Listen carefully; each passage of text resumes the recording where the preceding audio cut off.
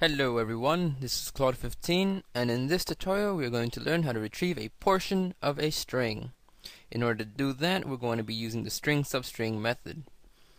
Now whenever I say string, substring, I mean string as in whatever you dimmed as a variable string. So, in order to do this, let's add 3 labels to our form.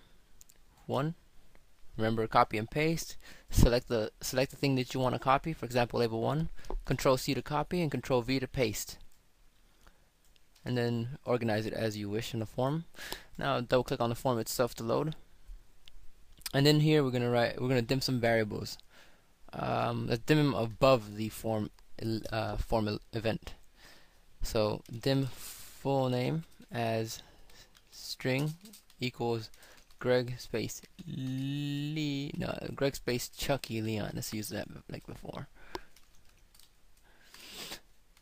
Dim first name as string, and dim last name as string, and dim middle name as string.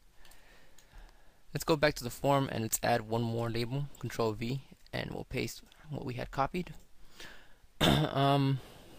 Let's add label 1. Now inside the form 1 load event, just so you guys know, label 1 dot text equals full name. Basically that one's going to display our full name, which is right here. Now what we want to do, label 2, we want to basically divide. We just want to show on label 2 my first name, which is Greg. So in order to do this, we're going to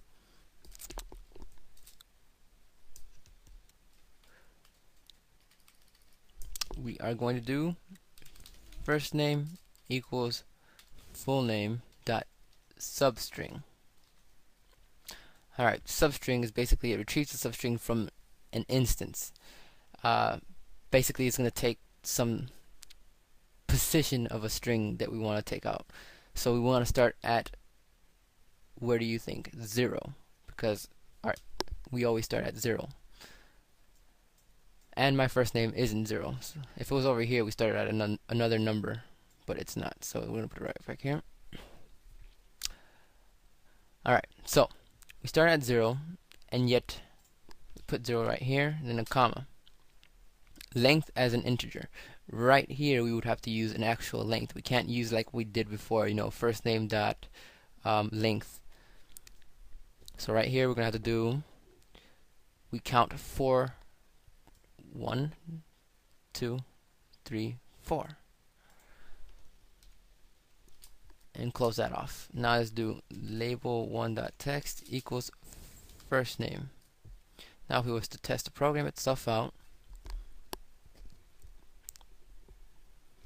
it shows Greg on label 1, when in reality it needed to show that on label 2. Alright, so at least now you know that it shows Greg.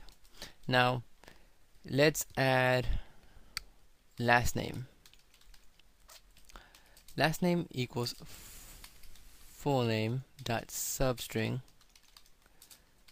and this one we're going to start, let's count 1, 2, 3, 4, 5, 6, 7, 8, 9, 10, 11, 12. So we're going to start at the 12th position. And we are going to go up to 13, 14, 15, 16. Now, anyone that would be watching this tutorial would know that that would give me an error. The reason is because index and length must refer to a location within the string. Now, because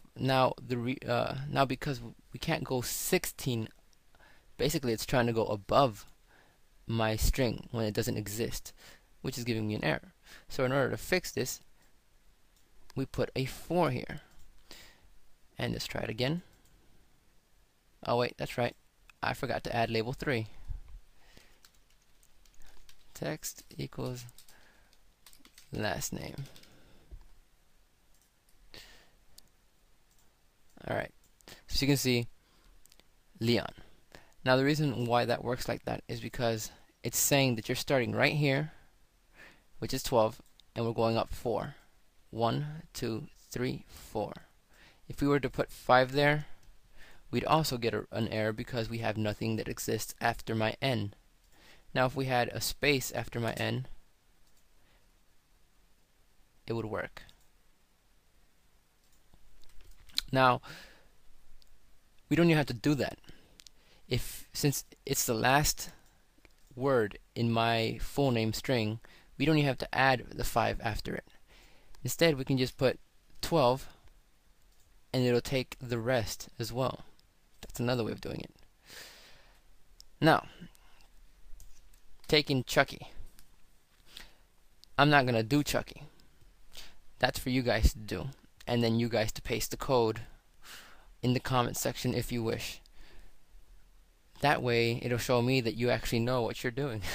And you learned something, hopefully.